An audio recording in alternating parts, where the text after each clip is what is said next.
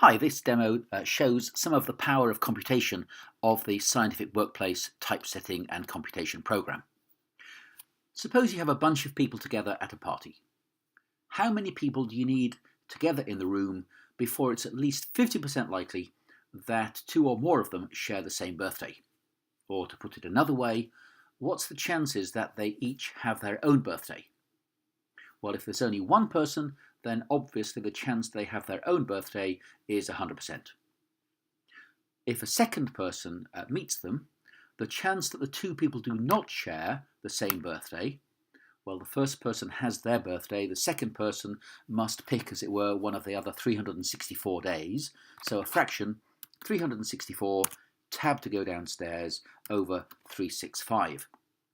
We can evaluate that numerically, evaluate numerically. That's pretty high, 99.7% likely that they do not share the birthday.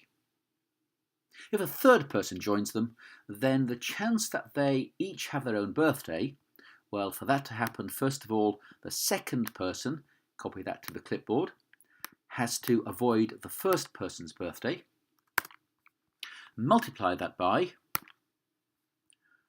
then the third person having to avoid the first two birthdays, and therefore 363 over 365.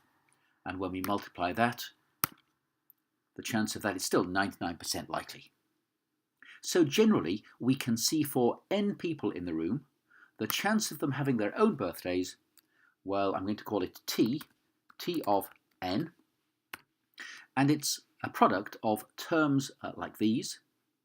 So I want product, insert math objects, operator, and like the sigma there, we're choosing the product and having the auto limit position and auto size. And I'm going to go from r equals 0 up to n minus 1.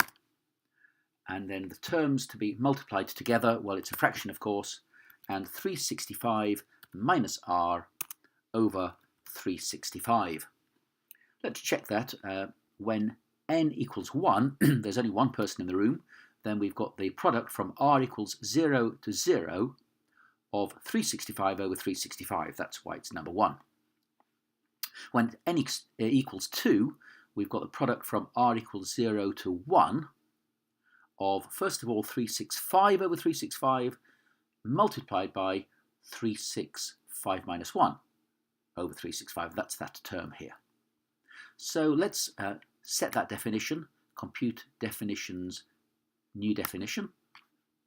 We can check to make sure the definition is stored, show definitions.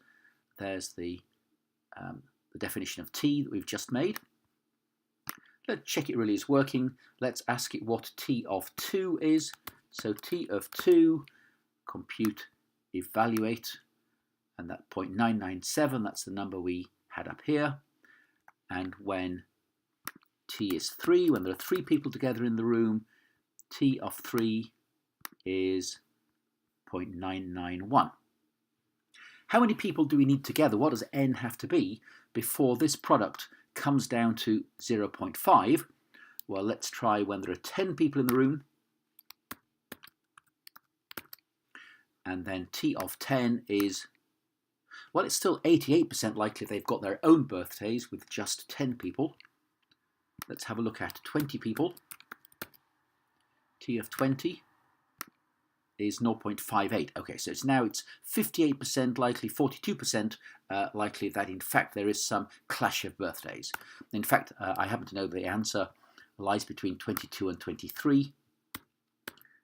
When n is 22, then the chance they have their own birthdays is 52%, but when t has gone up to when n has gone up to 23, then it's 49% likely they have their own birthdays, and therefore just over 50% likely that there is some clash of birthdays.